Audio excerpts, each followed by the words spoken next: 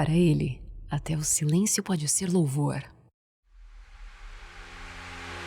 Pois ele criou todas as coisas do céu e da terra.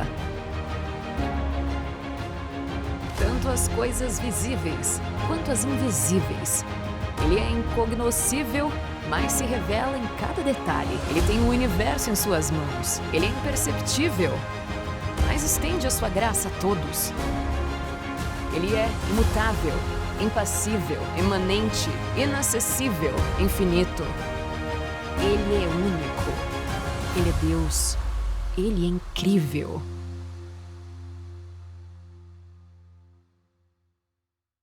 Sejam todos muito bem-vindos à Fonte São Paulo. Meu nome é Marcelo Betti. Nós estamos iniciando hoje uma nova série de mensagens. Se você já vem a essa igreja há bastante tempo, você sabe que é desejo do nosso coração, é desejo da nossa igreja ser uma igreja que reflete nas Escrituras, uma igreja que pensa a partir das Escrituras, e nós gostamos de voltar os nossos olhos para o que ela ensina, porque nós sabemos que ali nós encontramos a sabedoria divina, nós encontramos ali orientações para a vida. Se você nos visita pela primeira vez, eu gostaria de dizer que você é muito bem-vindo, é muito bom ver você aqui. Nós gostaríamos de vê-los mais vezes e convidar vocês para essa jornada de seguir a Cristo Jesus em comunidade, que é sem sombra de dúvidas a melhor jornada que nós podemos fazer juntos. A nossa série de mensagens chama-se Incrível, lembrando que o nosso Deus, Ele é incrível. É uma série de mensagens que visa falar sobre os atributos de Deus, e atributos nada mais é do que características que Ele tem. O nosso Deus tem características que lhe são peculiares, características que ninguém mais tem. Características que pertencem a Ele, que o descrevem e que, por o descreverem dessa maneira, o fazem distinto de todas as outras coisas, de todas as outras pessoas que nós conhecemos. Mas a bem da verdade, a razão pela qual nós vamos estudar isso, ela está de certa forma alinhada com aquilo que J.I. Packer fala no início do seu livro O Conhecimento de Deus. Ele diz o seguinte: a convicção por trás desse livro é que a ignorância de Deus está na raiz de grande parte da fraqueza da igreja. A igreja dos dias que esse autor escreve, na década de 70, era uma igreja que, da perspectiva dele, era uma igreja enfraquecida. Era uma igreja que, embora conhecesse a tradição, conhecesse as suas religiões e mantivesse todas essas coisas religiosas acontecendo muito bem, era uma igreja fraca, era uma igreja sem coragem, era uma igreja sem missão, era uma igreja sem invasão no mundo. E eu acho que ele tem razão. Nos nossos dias, pouco mais de 40 anos de quando ele escreve essa frase, nós olhamos para a nossa igreja, nós olhamos aquilo que nós conhecemos como igreja, e nós percebemos que a igreja dos nossos dias é igualmente fraca. Ela não conhece a Deus verdadeiramente. E porque não conhece a Deus muito bem, ela busca de Deus aquilo que Ele não promete oferecer. Porque não conhece muito bem e espera de Deus o que Ele não promete oferecer. Porque não conhece a Deus, não vive intimidade com Ele. Aliás, a igreja dos nossos dias, ela confunde emoção com espiritualidade.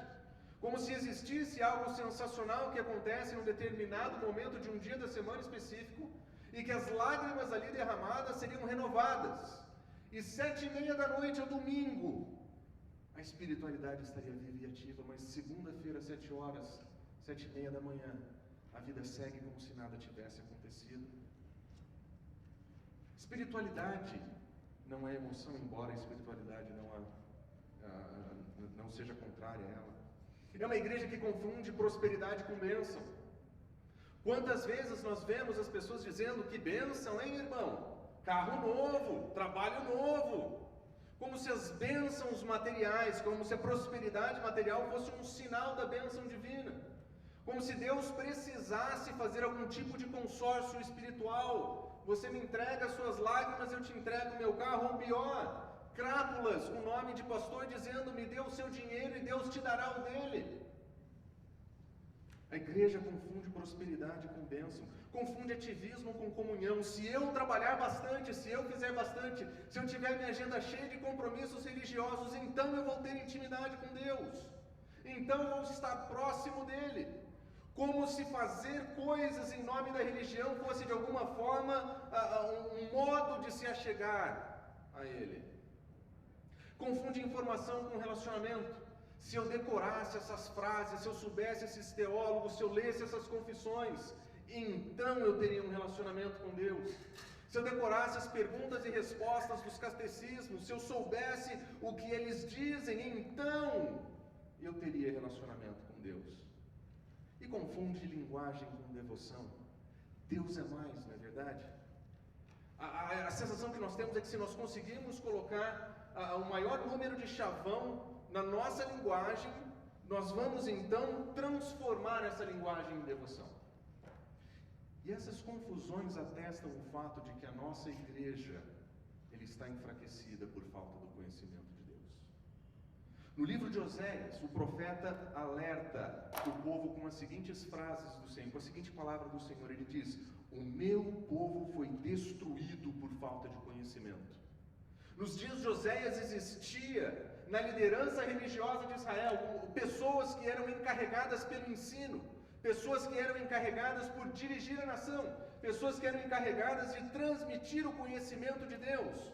Mas a falta da transmissão desse conhecimento, a falta da recepção desse conhecimento, fez com que o povo de Deus fosse destruído.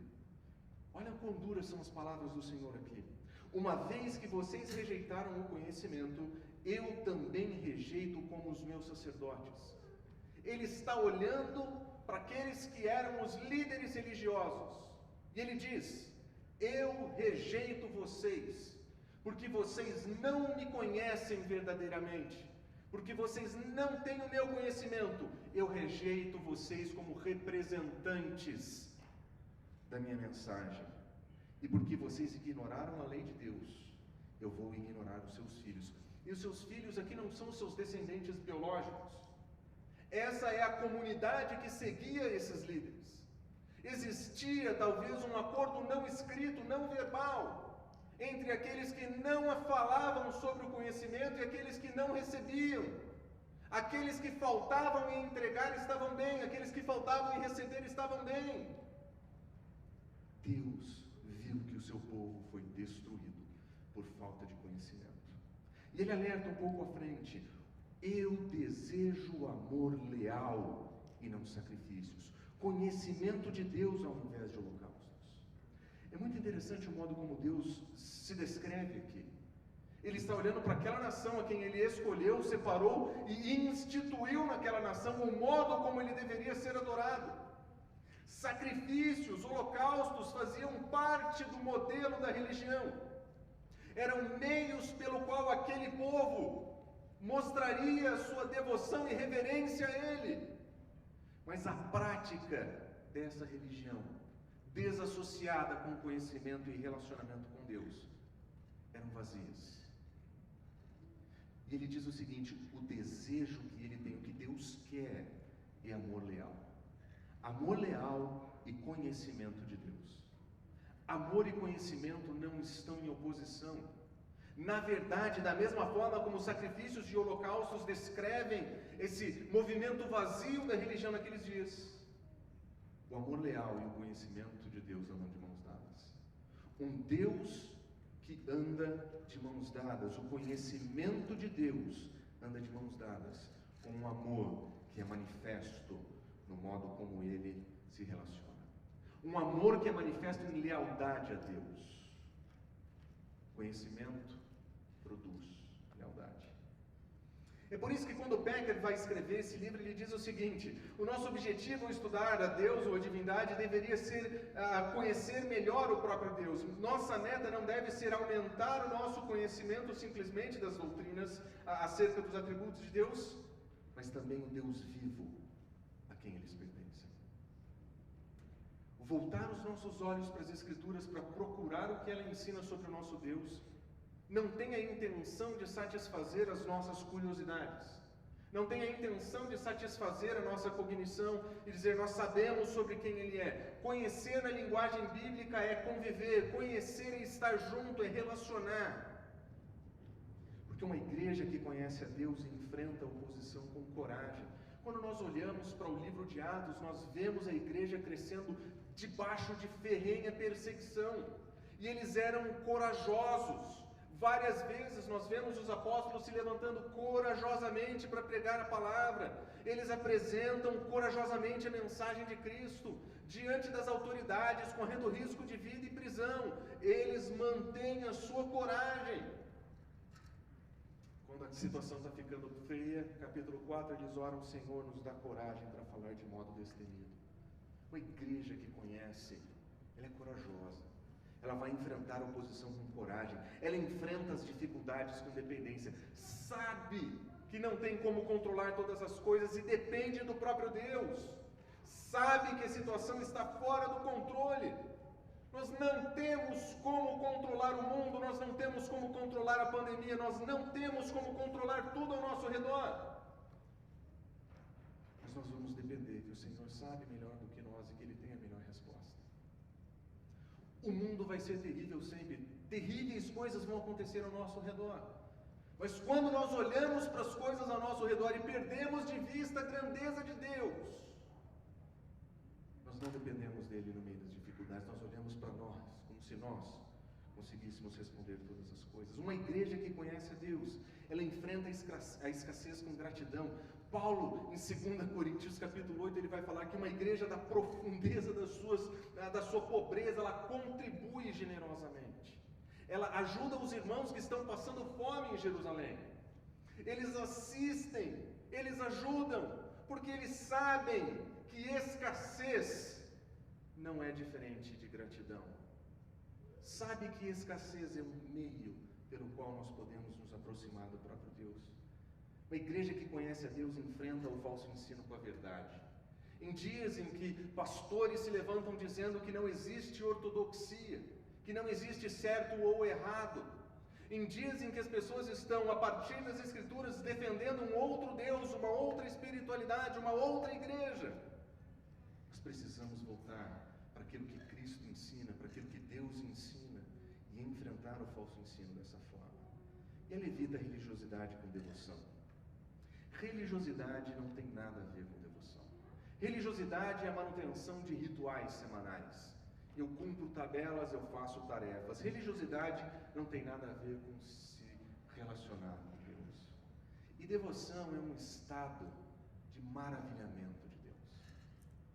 O fato de que Deus é tão distinto, tão distante, tão superior a nós, faz com que os nossos olhos se voltem para Ele com gratidão, com um maravilhamento. Como se o nosso Deus, Ele fosse algo tão grande, tão elevado, tão superior, que nem digno eu seria de estar perto dele. Quando a grandeza de Deus fica evidente, quando a grandeza e superioridade, quando a majestade dele fica evidente diante dos meus olhos, eu só consigo retornar a ele, eu só consigo responder a isso com devoção. Uma igreja que conhece a Deus, ela enfrenta a religiosidade. Por isso que a proposta dessa série é: conheçamos o Senhor e esforcemo-nos por conhecê-lo. A ideia é que nós, como comunidade, precisamos conhecer o Senhor. O convite é: vamos conhecer o Senhor, vamos nos esforçar por viver com Ele, vamos aprender o que significa ou quem Ele é. Vamos considerar aquelas características que só Ele tem. E diante da sua grandeza, maravilhados, vamos voltar os nossos olhos e o nosso coração em devoção absoluta e irrestrita ao nosso Deus. Porque a igreja que não conhece bem o seu Deus é uma igreja que será levada por vento de doutrinas. Será uma igreja enfraquecida. Será uma igreja que não subsiste dificuldade. Por isso o convite para nós hoje é: vamos conhecer o nosso Senhor. O primeiro atributo que nós vamos conhecer do nosso Senhor nessa manhã é o atributo de que Ele é incognoscível. A primeira vez que eu usei essa palavra para descrever os temas dessa série, o Fred disse o seguinte: legal, vamos precisar levar um dicionário. Então, se você tem o seu Aurélio, abre na página... Não, estou brincando. Incognoscível é a palavra que descreve um Deus, uma palavra que descreve aquilo que não pode ser conhecido, ou que é impossível de conhecer. Essa é uma palavra normalmente usada nesses termos, mas quando nós falamos que o nosso Deus é incognoscível, nós estamos dizendo que o nosso Deus é inacessível à inteligência humana. Nós estamos dizendo que o nosso Deus é tão grande, tão superior, tão infinito, que a nossa mente humana limitada é incapaz de compreender tudo o que Ele é exaustivamente. Nós não estamos dizendo ninguém explica Deus. Nós estamos dizendo que a nossa mente é incapaz de saber exatamente, completamente, exaustivamente quem Ele é. Na nossa pequenez e finitude, nós não compreendemos completamente a grandeza de Deus. Aliás, Charles Spurgeon, quando fala sobre Deus, ele diz o seguinte: há algo extraordinário para a mente humana na contemplação da divindade. É um assunto tão vasto que os nossos pensamentos ficam perdidos em sua imensidão, tão profundo que o nosso orgulho fica submerso em seu infinito.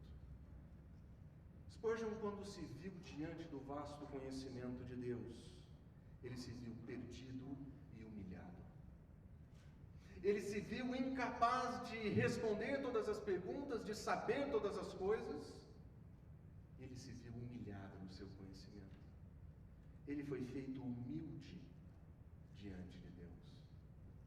À medida que nós convivemos e crescemos no conhecimento de Deus, a expectativa que nós temos é que esse conhecimento nos faça cada vez mais humildes, que nós entendamos o nosso lugar. Existe um conhecimento vasto, imenso e infinito. Nosso Deus é assim. E é muito interessante que quando você olha para a tradição cristã, quando você vai observar o que dizem os grandes pensadores da história da igreja, você vai descobrir que todos eles, em algum momento, por alguma razão, se trombaram diante da realidade de que eles não conseguiam exaurir o conhecimento de Deus. Agostinho, de uma maneira relativamente irônica, ele diz: se você é capaz de compreendê-lo, você compreendeu outra coisa e não Deus.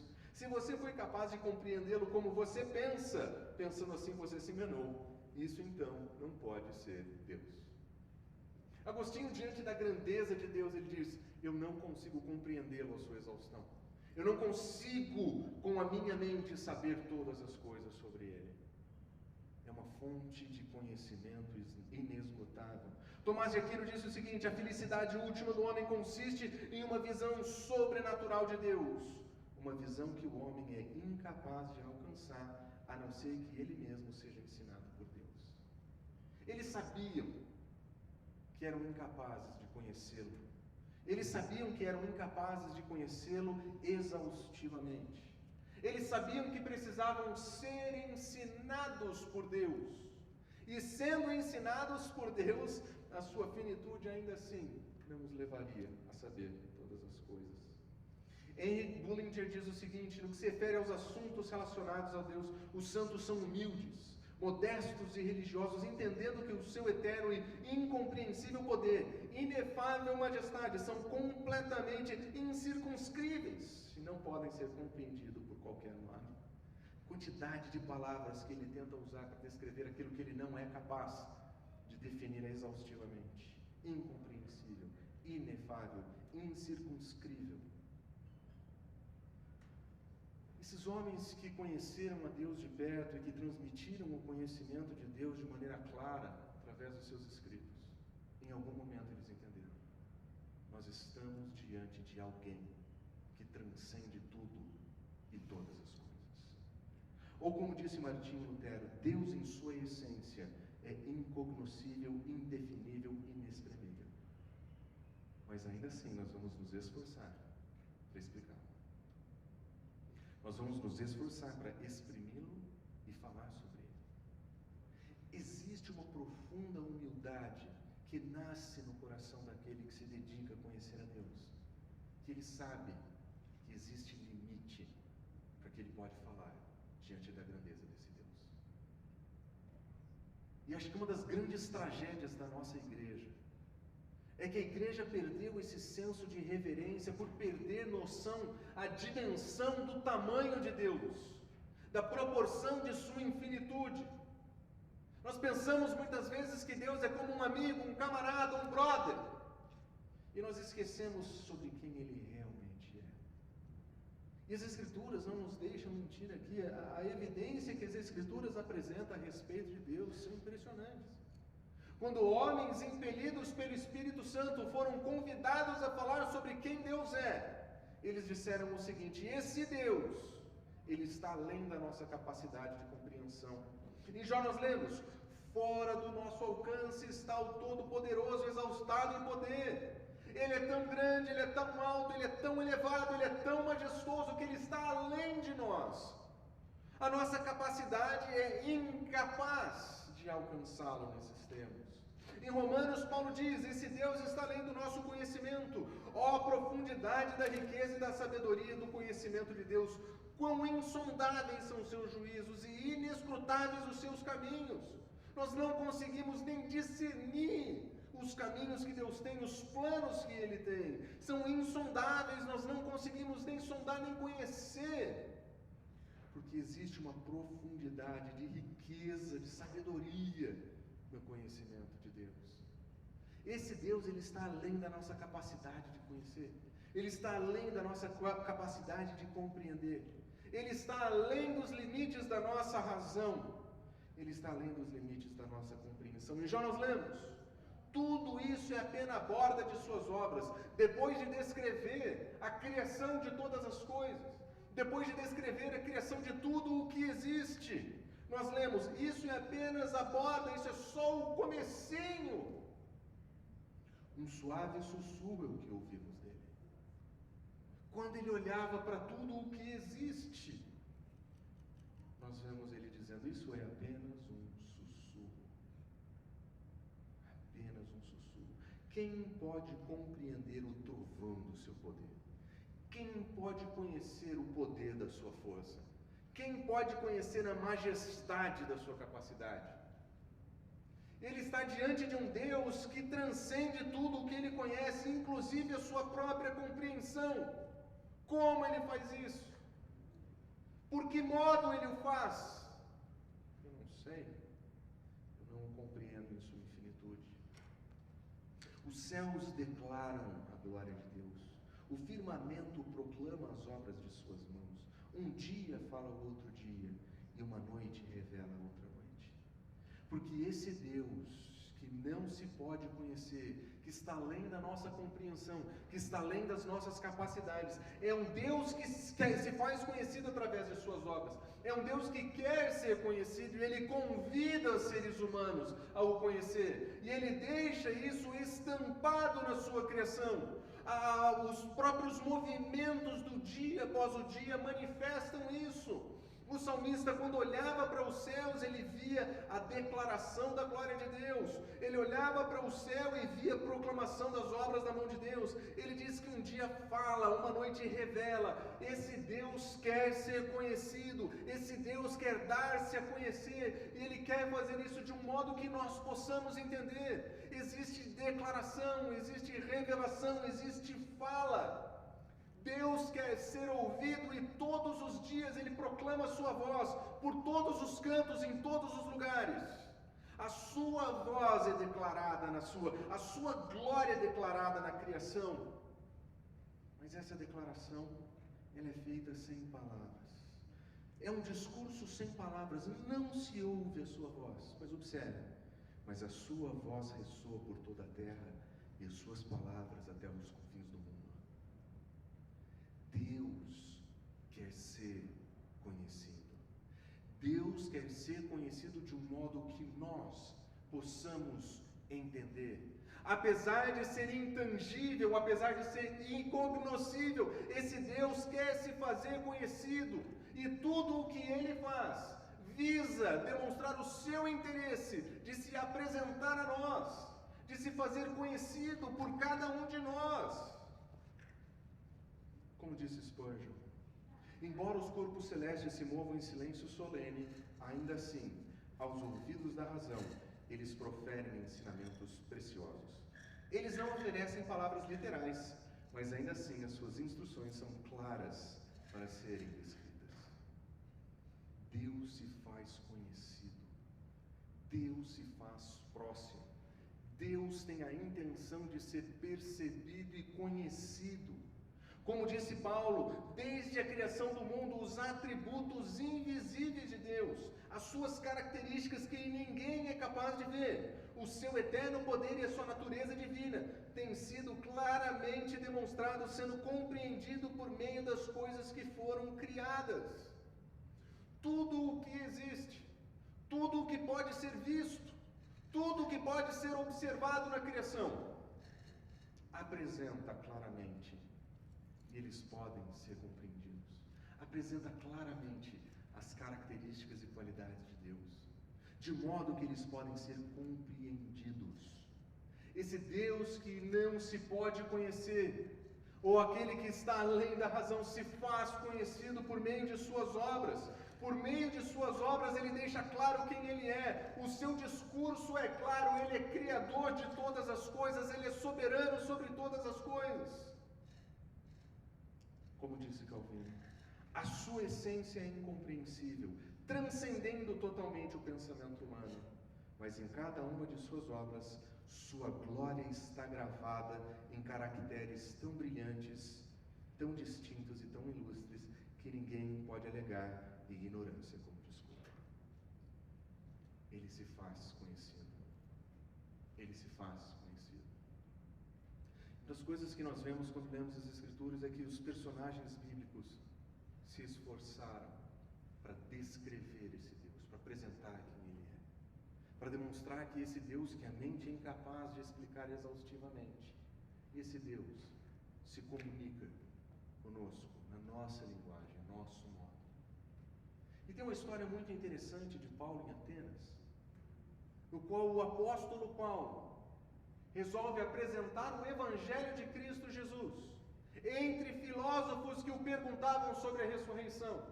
E naquele contexto ele tem a oportunidade de falar para os atenienses sobre um Deus que era desconhecido. Andando pela cidade, ele tinha visto que os atenienses eles eram religiosos, mas existia ali um altar sem nome, um Deus sem nome, para eles um Deus desconhecido. Causa que na filosofia grega, Pitágoras diria o seguinte: não é fácil conhecer os deveres para com Deus, a menos que os homens o tenham sido ensinados pelo próprio Deus, ou por alguma pessoa que os recebeu de Deus e obteve o conhecimento deles por algum meio divino. A perspectiva da filosofia, seres humanos poderiam apenas refletir sobre esse ser transcendente se eles fossem ensinados. E no seu panteão, na tentativa de não deixar nenhuma das possíveis divindades excluídas, eles eram capazes de fazer qualquer coisa para não aborrecer divindades caprichosas e revoltosas. É por isso que Sócrates dizia: espere com paciência até que nós saibamos com certeza como é que nós devemos nos comportar diante de Deus. Eles partilhavam da ideia de que Deus era alto, era elevado, mas parecia existir uma expectativa de que esses homens fossem ensinados. E discutindo com filósofos epicureus e estoicos em Atenas, nós os vemos perguntando o que é que Paulo estava falando. Ele foi descrito como um tagarela. Ele fala sobre deuses estrangeiros. Ele está falando de alguma coisa que nós não estamos entendendo. Nós não estamos compreendendo. O que ele fala é distinto de tudo o que nós já ouvimos a respeito das divindades. Então Paulo se levanta para defender o seu caso. E ele diz: atenienses, eu vejo que em todos os aspectos vocês são muito religiosos, pois andando pela cidade observei cuidadosamente seus objetos de culto, e até mesmo encontrei um altar com a seguinte inscrição: ao Deus desconhecido. Paulo entendia as diferenças que existiam entre o que ele acreditava sobre Deus e o que aqueles atenienses acreditavam sobre ele. E de uma maneira muito perspicaz, Paulo vai descrever o Deus de Israel nos termos da filosofia e vai demonstrar que esse Deus que eles não conhecem é o Deus Deus que ele proclama. E ele vai demonstrar que esse Deus que está acima de todas as coisas, separado de todos nós, ele quer ser conhecido por todas as pessoas. Esse Deus desconhecido, Paulo diz, o que vocês adoram, apesar de não conhecer, é esse que eu anuncio para vocês. Esse Deus que os atenienses diziam, nós somos incapazes de conhecer, para nós ele é incognoscível, para nós ele está distante, para nós ele está separado, nós não sabemos quem ele é, nós não sabemos o seu nome, nós não sabemos de onde ele vem ou para onde ele vai. Paulo vai dizer, eu vou dizer para vocês quem ele é. Nós esperamos alguém, seja Deus ou alguém inspirado por ele, que nos ensine os deveres para com Deus. E Paulo então se levanta e ele diz o seguinte: esse Deus que vocês não conhecem, ele é o Criador de todas as coisas, o Deus que fez o mundo e tudo o que nele há, ele é o Senhor do céu e da terra, e não habita em santuários feitos por mãos humanas, ele não cabe nos seus templos. O templo de Atena é lindíssimo, mas ele não cabe lá dentro. O templo de Diana em Éfeso é maravilhoso, mas ele não cabe lá dentro. Esse Deus que vocês não conhecem, ele cria todas as coisas, ele está antes de todas as coisas. Mas o modo como Paulo descreve o Deus Criador é muito parecido com os filósofos gregos diziam. Epíteto dizia o seguinte: deve ser ter o fato de ter Deus como nosso Criador. Existia entre os gregos a percepção de que as coisas que existem devem ter vindo de algum lugar. E o conceito de um Deus Criador não era incomum entre eles. Platão diria que ele é o Criador e Pai do universo. Todas as coisas tinham sido criadas por essa entidade, por esse Deus. Os gregos conheciam o conceito de um Deus que era Criador. Eles conheciam o conceito de alguém que era Criador do universo. Mas Paulo não para aí, ele continua. Ele não é servido por mão de homens. Ele é tão inacessível que ele não tem nenhum templo, nem precisa de que pessoas o sirvam ali com suas mãos. Como se ele estivesse precisando de alguma coisa. Como se ele precisasse de ajuda, porque ele mesmo dá a todos vida e ele dá fôlego a tudo mais. Ele não precisa ser servido. Até aí, os atenienses poderiam concordar com eles, porque Eurípides diria: Deus, se é de fato Deus, ele não tem necessidade de nada. Paulo está navegando entre o caminho do Deus que se revela na Escritura e aquilo que aquelas pessoas conhecem sobre Deus, mas ele tem um alvo para apresentar. Ele quer demonstrar que esse Deus que eles desconhecem se faz conhecido. Ele diz: esse Deus é soberano, de um só ele fez todos os povos para que povoassem a terra, tendo determinados os tempos anteriormente estabelecidos, os lugares exatos onde deveriam habitar. Esse Deus que vocês não conhecem, ele é soberano, mas preste atenção no modo como Paulo fala, ele escolheu um só. Nós sabemos de quem Paulo está falando, nós entendemos que essa é uma alusão para a criação do homem. Ele está apontando para Adão e está dizendo: ali existe o começo de todas as coisas e existe algo novo aqui para os atenienses. Eles não partilhavam dessa convicção, mas esse é o início do ponto que Paulo tem para oferecer. E ele diz: os homens foram colocados para buscar, para habitar. E ele disse o seguinte na sequência: Deus fez isso para que os homens o buscassem. A intenção desse Deus que vocês não conhecem é coordenar a criação de tal modo que as pessoas possam buscá-lo. Quem sabe tateando pudessem encontrar, embora ele não estivesse tão longe de nós. Esse Deus que vocês desconhecem, que parece inacessível, ele não está longe de nós. Buscar, tatear, encontrar, eram descrições que os filósofos gregos davam para a prática e para a busca da filosofia como meio de se pensar sobre Deus. E Sêneca teria dito: um homem que escute os limites e observe no sacrifício ou quanto deveria ser as penosas superstições, ele nunca fará suficientemente progresso até que tenha concebido uma ideia concreta sobre Deus. Eles sabiam que as pessoas precisavam aprender a viver de uma maneira ajustada e só conseguiriam se tivessem um conhecimento, uma ideia correta sobre quem Deus era. É por isso que eles tateavam, é por isso que eles buscavam. Eles queriam encontrar ali alguma coisa. Paulo continua: pois nele vivemos, nos movemos e existimos. Como disseram alguns dos poetas de vocês, também somos descendência dele. Além de costurar na linguagem que os atenienses pudessem entender aquilo que a Escritura ensina sobre Deus, Paulo agora ele cita os autores, os filósofos, os poetas, para demonstrar que ali existia algo que ele poderia aproveitar, não somente partilhando algo comum entre eles, mas demonstrando que esse Deus se faz conhecido, inclusive citando os filósofos. Aratos que teria dito: pois nós somos descendência dele. A frase que Paulo cita é exatamente aquela que nós encontramos nos filósofos. Paulo está demonstrando o seguinte: esse Deus que vocês não conhecem, ele controla todas as coisas, ele faz todas as coisas. E eu vou mostrar para vocês, se vocês prestarem atenção no universo, nós não podemos dizer que o Deus desconhecido poderia ser reduzido a uma imagem no canto de um altar. Porque se nós somos descendência desse Deus, como dizem os seus poetas, nós não somos como aquele barro, aquela pedra, aquela prata. Se Ele é mesmo o Criador do universo, se Ele é mesmo o Criador de todas as coisas, como é que nós podemos nos voltar para adorar aquilo que nós conhecemos, que mesmo nós mesmos criamos ali no canto?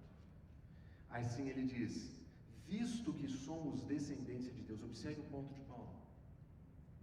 Uma vez que vocês sabem que nós somos descendências de Deus, nós não devemos pensar que a divindade é semelhante a ouro, prata ou pedra, ou escultura feita pela arte ou imaginação do homem. Aquilo que está evidente na sua religiosidade tem um defeito sério, porque o Deus que vocês não conhecem não precisa de templos, não precisa ser servido por mãos humanas. Ele é soberano, Ele é criador, Ele é exaltado, Ele está acima de todos, Ele coordena os eventos e Ele quer ser encontrado. Ele se revela de maneira suficiente para que, tateando, você possa encontrá-lo. Mas ele continua: no passado Deus não levou em conta essa ignorância, mas agora Ele ordena que todos, em todo lugar, se arrependam.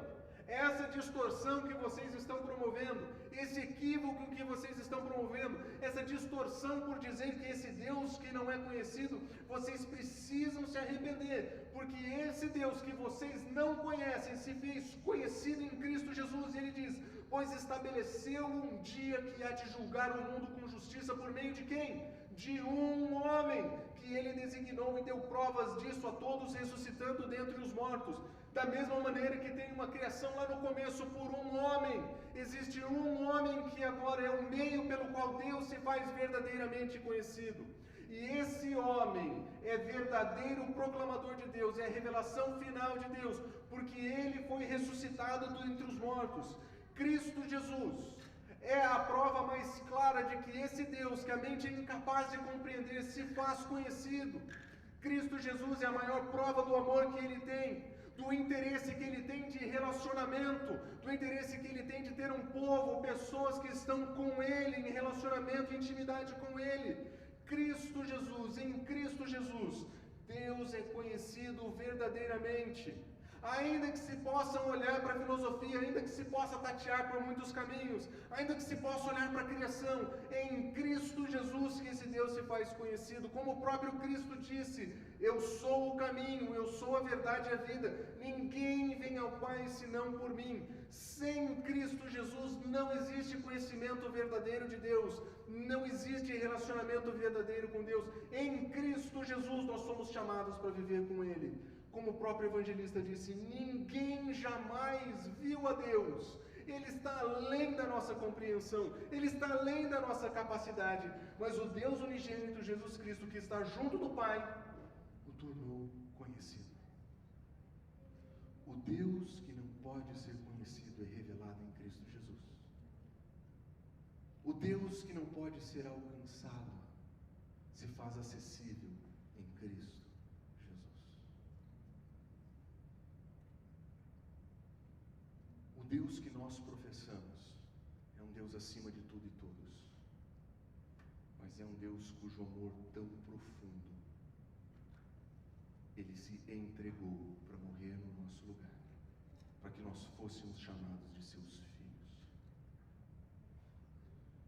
Esse Deus, grandioso como Ele é, majestoso como Ele é, Ele se humilha até o ponto de ser identificado como um servo, não somente um homem, como um servo. Ele morre no nosso lugar, porque Ele quer ser conhecido. Ele quer que em Cristo Jesus nós o conheçamos verdadeiramente, em intimidade, em proximidade, com relacionamento. E o mais bonito da história de Paulo é que assim que ele termina de falar, alguns se juntaram a ele e creram. Entre eles estava Dionísio, homem do Areópago, e uma mulher chamada Dâmaris e outras pessoas. Naquele dia, naquele lugar, por causa da mensagem de Paulo, o Deus conhecido através de Cristo Jesus foi proclamado e recebido, foi crido. O Deus que é incognoscível foi recebido e conhecido por pessoas.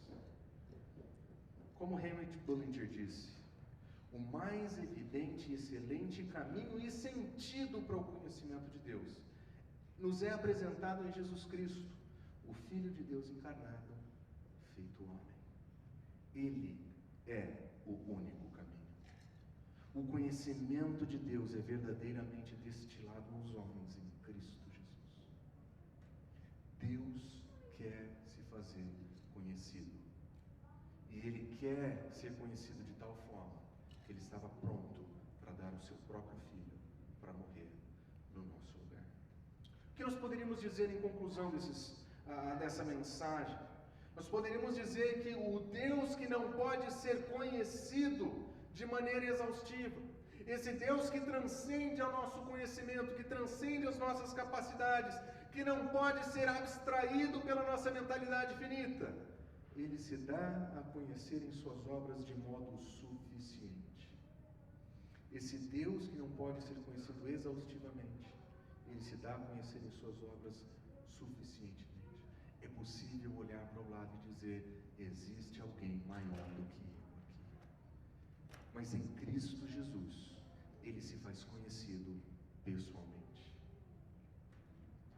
Deus não quer simplesmente que as pessoas saibam ao seu respeito. A intenção não é que eles tenham informações sobre quem Ele é. Ele nos convida a uma vida com Ele. Porque a vida eterna é conhecer o nosso Senhor. A vida eterna nada mais é do que conhecer o nosso Deus. Soberano, separado, distinto, majestoso, mas que nos ama com amor sem fim. Vamos orar?